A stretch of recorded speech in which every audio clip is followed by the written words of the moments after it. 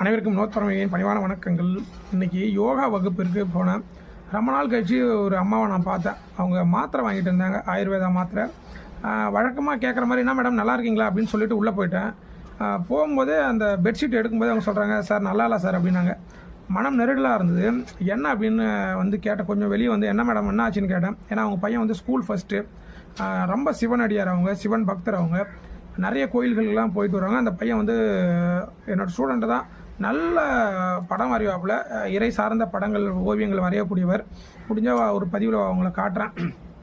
இந்த பதிவு எதுக்கு கொடுக்குறோம் அப்படின்னா, இந்த மாடு மேய்க்கிறாங்க இல்லையா, அந்த மாடு மேய்க்கிறவங்க தயவு செய்து வயல்வெளியில் மேய்ங்க. இந்த ரோட்டில் கட்டிட்டு ரோட்டில் அவுத்து விட்டுட்டு மேய்க்கிறவங்கள நான் நிறைய பேர் பார்க்குறேன். அதுவும் புதுச்சேரியில் நம்ம கூடப்பாக்கத்துலேருந்து நீங்கள் போகக்கூடியது ரோட்டில் பார்த்தீங்கன்னா அந்த மாடு இருக்கும், அப்படியே வழியிலே இருக்கும்.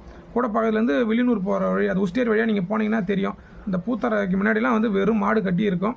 அதோட பெரம்பர் ரோட்டில் மாடு கட்டுருக்கு. இப்போ இன்சிடென்ட் நடந்ததுமே பெரம்பர் ரோட்டில் தான். அவர் யாருன்னா, நம்மகிட்ட யோகா பயிற்சி பெறவங்களுடைய கணவர், அவர் என்னுடைய ஸ்டூடெண்ட்டோடைய அப்பா. என்ன அப்படின்னா, அவங்க என்ன கேட்குறாங்க, சார் நாங்கள் சிவனை அதிகமாக வழிபடுவோம், அதனால் எங்களுக்கு இது நடந்ததா? ஏன்னா எங்கள் வீட்டுக்கார் எந்த ஒரு பாவமும் பண்ண மாட்டார் சார், யாருக்குமே ஒரு தீங்கு நினைக்காத ஒரு. இன்றைக்கி பார்த்தீங்கன்னா செப்டம்பர்லேருந்து, அதாவது தீபாவளி கூட அவங்க கொண்டாடலை. நம்ம மணக்குள விநாயகர் ஹாஸ்பிட்டலில் தான் அட்மிட் ஆகியிருக்காங்க அப்படின்னு சொல்லி அழுகுறாங்க. மனசு ரொம்ப வருத்தத்துக்குரியது. என்ன அப்படின்னா, சமீபமாக இந்த மாடு வழியில் ரோட்டில் விட்டுறதுனால நிறைய ஆக்சிடென்ட் நடக்குது. மாமியார் வீட்டுக்கு போயிருந்தால் அங்கே ஒரு உறவினருமே அடிபட்டு காலில் அடிபட்டு இருந்தாப்புல. இவருக்கு தலையில் அடிபட்டு பாதிப்பு அதிகமாகிட்டதுனால கண்ணே திறக்க முடியலையா. சுவாசம் இருக்குது, பல்ஸ்லாம் இருக்குது, ஆனால் சாப்பாடு பால்லாம் இங்கே ஹோல்ஸ் போட்டு போயிட்டுருக்கு அப்படின்றாங்க. இதுக்கே ஒரு ஹெல்மெட் போட்டு வரோம், எல்லாமே பர்ஃபெக்டாக செய்யக்கூடிய ஒரு ஹியூமன். யார் வம்பு தும்புக்கும் போக மாட்டார். நல்லவங்களுக்கு மட்டும் ஏன் சார் இப்படி நடக்குது அப்படின்னு எனக்கு கேள்வி கேட்டாங்க. சில விஷயங்களுக்கு எனக்கு பதில் சொல்ல முடியல. ஆனால் இன்றைக்கி நிறைய விஷயங்கள் எதிர்பாராமல் நடக்குது. எனக்கு ரொம்ப நெருடலாக இருந்தது. இன்றைக்கி என்னுடைய யோகா வகுப்பு இந்த வெள்ளிக்கிழமை எனக்கு ரொம்ப வருத்தத்துக்குரிய ஒரு செயலாக இருந்தது. முடிஞ்ச வரைக்கும் இயற்கையாக நடக்கிறது சில விஷயங்கள்.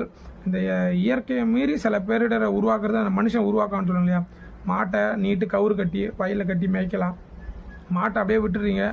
ஒன்றும் இல்லை, பாண்டிச்சேரியில் இருக்க பயணிக்கிறவங்க உசுட்டேரியிலேருந்து நீங்கள் நேராக போனீங்க அப்படின்னாலுமே சரி, உசுட்டேரி பக்கத்தில் இருந்து நீங்கள் வில்லியனூர் போகிற வழியில் கூடப்பாக்கத்து வழியாக நீங்கள் போனாலும் சரி தான். ஒரு குறிப்பிட்ட தூரம் போனீங்கன்னா மாடு அங்கேயே ஓரமாகவே நிற்கும், ஒரு ஸ்கூல் வாசல்லே நிற்கும். அதெல்லாம் பார்க்கும்போது ரொம்ப வருத்தமாக இருக்கும்.